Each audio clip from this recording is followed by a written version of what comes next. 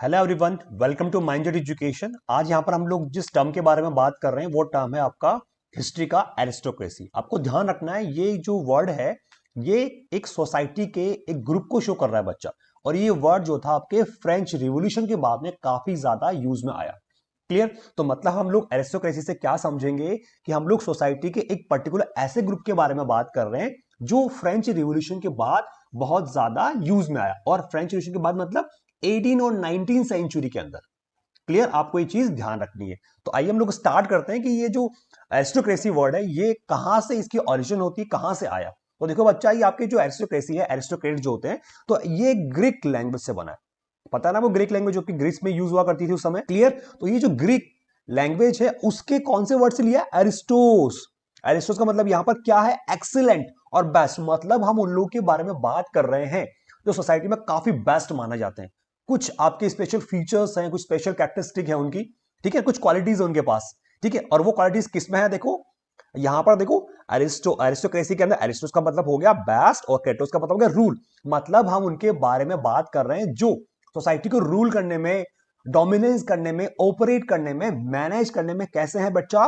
Best हैं। तो मतलब एक तरह समझ में आया, एक तरह से मतलब गवर्नमेंट किसके पास आने वाली है, कौन ऑपरेट करेगा? एरिस्टोक्रेट जो लोग हैं वो, उनके बारे में हम बात करें। तो देखो यहां पर वर्ड निकल के क्या है ना, एरिस्टोक्रेटिया या फिर एरिस्टोक्रेसी का जो मीनिंग है वो निकल के आया है रूल ऑफ दी बेस्ट। मतलब पावर जो सोसाइटी है उसमें किसके पास रहने वाली, रूल कौन करने वाला है? एरिस्टोक्रेसी। तो रूल ऑफ दी बेस्ट की सोसाइटी में वही लोग रूल करेंगे जो बेस्ट है। और बेस्ट से मतलब आपको समझना है, अभी आगे आएगा कि वो लोग पावर में काफी सबसे अपर लेवल पर हैं। ठीक है ना, मतलब इकोनॉमी लेवल जो है, पैसा काफी अच्छा है उनके पास, सोसाइटी में काफी अच्छा रहन सहन, लाइफस्टाइल काफी डिफरेंट है उनका। तो ये चीजें उनको बेस्ट बना रही है। क्लियर बच्चा? ये ध्यान रखना है आपको। अब आपको देखो बेटा, एक चीज और ध्यान रखनी है कि एरिस्टोक्रेसी जो वर्ड है ना, फ्रेंच रिवॉल्यूशन हुआ था आपका 1789 में। तो उसके बाद आपको ध्यान रखना है, आपको पता है इससे पहले सोसाइटी तीन पार्ट में डिवाइड थी। स्टेट सुना है आपने? स्टेट, इस थोड़ा स्पेलिंग का ध्यान रखना आप, ESTAT। तो स्टेट में first state, second state and the third state. आपको ये चीज ध्यान रखनी है यहां पर। तो ये सोसाइटी से पहले हुआ करते थे, मतलब फ्रेंच रिवॉल्यूशन से पहले आपके यहां पर सोसाइटी इस तरह के पार्ट में डिवाइड थी। और आप जानते हो फर्स्ट स्टेट में कौन से लोग थे? क्लर्जी के। और सेकंड स्टेट में nobility.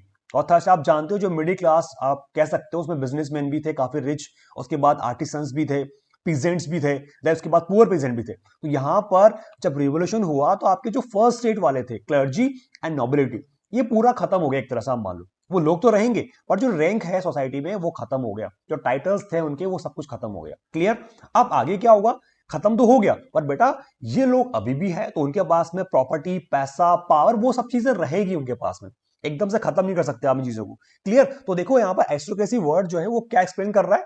Aristocracy is a form of government. मतलब ये एक तरह से गवर्नमेंट का फॉर्म भी है।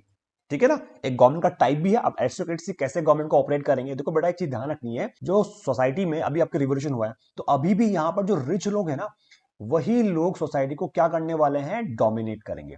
आपको ध्यान रखना है, एक तरह से एरिस्टोक्रेसी जो वर्ड है ना, वो एक तरह से सिनोनिम है किसका? रिचनेस का। तो मतलब ये एरिस्टोक्रेसी मतलब रिच लोग, उस समय के जो जमींदार लोग हैं, जो लार्ज लैंड ओनर से, बहुत ज्यादा जमीन के जो मालिक हैं, वो लोग सब अभी भी सोसाइटी को डोमिनेट करेंगे। पैसा रहेगा तो ऑब्वियसली बात है उनके पास में पॉलिटिकल पावर भी आने वाली है। क्लियर? ये चीज आपको ध्यान रखनी। तो यहां पर यही है, aristocracy is a form of government that places strength in the hands of A small. मतलब और उनकी क्वांटिटी बहुत कम है ना। ये जो हम बात कर रहे हैं, जो गवर्नमेंट जिनके हाथों में है, एरिस्टोक्रेसी है, एरिस्टोक्रेट्स, है ना, उनके पास बहुत बड़ी स्ट्रेंथ है पर उनकी जो क्वांटिटी है बहुत कम है। एंड प्रिविलेज्ड रूलिंग क्लास, और वो एक रूलिंग क्लास है, प्रिविलेज, उनके पास स्पेशल राइट्स हैं ऑलरेडी। अभी स्पेशल राइट कैसे आए? फ्रेंच रिवॉल्यूशन के बाद भी काफी जो चीजें थी वो अभी भी रिच लोगों के पास में थी। तो रिच लोगों ने अपने लिए बहुत कुछ जो था वो पहले से फिक्स किया होता कि हमारे पास में रहेगी। जैसे हम बात करें कि उस समय जो 25 का जो एज था, उन्हीं को वोटिंग राइट का जो था डालने का राइट था, कि वही लोग जो जिनका एज 25 है। क्लियर? जो आपके जो है 3 डेज का जो वेजेस है, ठीक है ना, आपके मतलब हम बात करें यहाँ पर आपकी जो 3 डेज का जो वेजेस है, एक चीज ध्यान रखनी है आपको, यहाँ पर ये 3 डेज का जो वेजेस उसको टैक्स में देता है तो उसी को वोटिंग राइट मिलेगा। तो मतलब बहुत सारे ऐसे सर्टेन प्रिविलेजेस थे जो उनके पास में सेफ थे।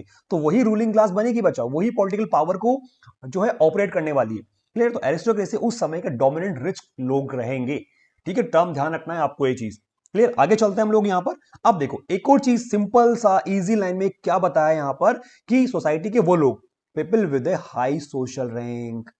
क्या बोला है यहां पर कि मतलब एरिस्टोक्रेसी वो लोग हैं जिनका सोसाइटी में रैंक काफी हाई है। हाई से समझ में आया मतलब उनके पास में पावर है। पावर से मतलब यहां पर इकोनॉमिकल पैसा बहुत अच्छा है और पॉलिटिक्स में सरकार में भी उनका पोजीशन है। क्लियर हुआ आपको ये चीज? People with social high social rank का मतलब है सोसाइटी में काफी अच्छे लेवल पर है आज भी वो। क्लियर? एकदम से नहीं आए क्योंकि जब आपके रिवोल्यूशन हुआ तो उसके बाद से इनका डोमिनेंस स्टार्ट हो गया। क्लियर? ये चीज ध्यान रखनी है आपको। क्लियर? आगे हम बात करते हैं। देखो बच्चा अब क्या बोल रहे हैं, aristocrats used to consider themselves the most qualified to rule because of their moral and intellectual superiority. मतलब देखो एरिस्टोक्रेट्स क्या है, अपने आप को कैसा मानते हैं, कंसीडर देमसेल्फ, अपने आप को कैसा मानते हैं वो, मोस्ट क्वालिफाइड, कि हम लोग ये बस सोसाइटी में बहुत अच्छे लोग हैं, हम ही लोगों को राइट होना चाहिए क्योंकि हम लोग जो है टैक्सेस पे कर रहे हैं। ठीक है, हमारे पास काफी अच्छा जो इकोनॉमी लेवल काफी अच्छा है, हमारा लाइफस्टाइल काफी डिफरेंट है।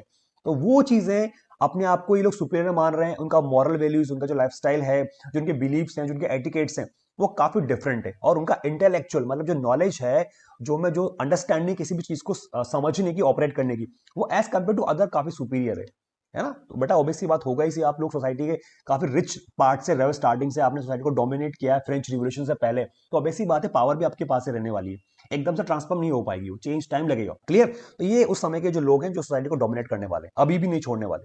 क्लियर?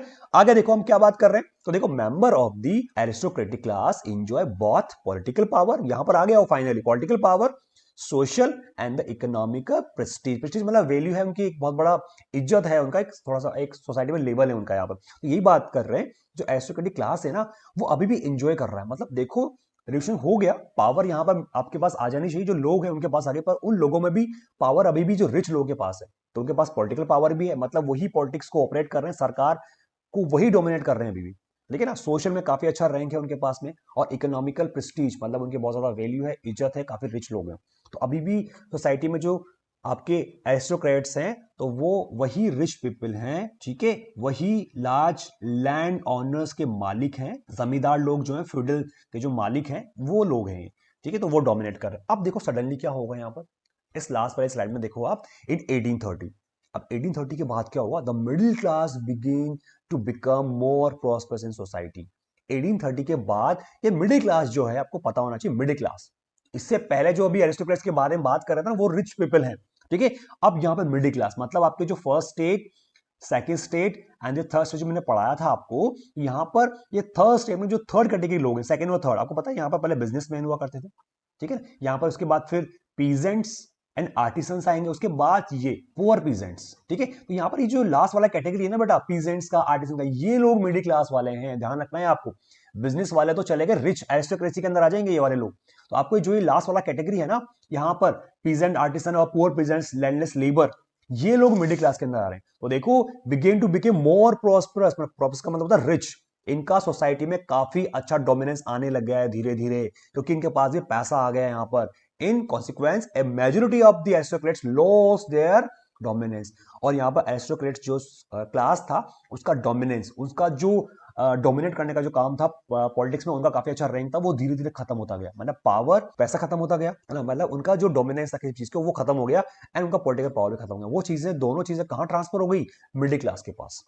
क्लियर? मतलब 1830 के बाद, अब सोचोगे सर 1830 में ऐसा क्या हो गया जब चीजें एकदम चेंज हो गई, आपको चीज ध्यान रखनी है, 1830 के अंदर सेकंड फ्रेंच रिवॉल्यूशन हुआ था, है ना, आपको थोड़ा सा मैं इसमें बस समझा रहा हूँ वरना आपका जो वीडियो है काफी बड़ा हो जाएगा। सेकंड फ्रेंच रिवॉल्यूशन हुआ था यहाँ पर, जिसको आप लोग जो है जुलाई रिवॉल्यूशन के नाम से भी जानते हो।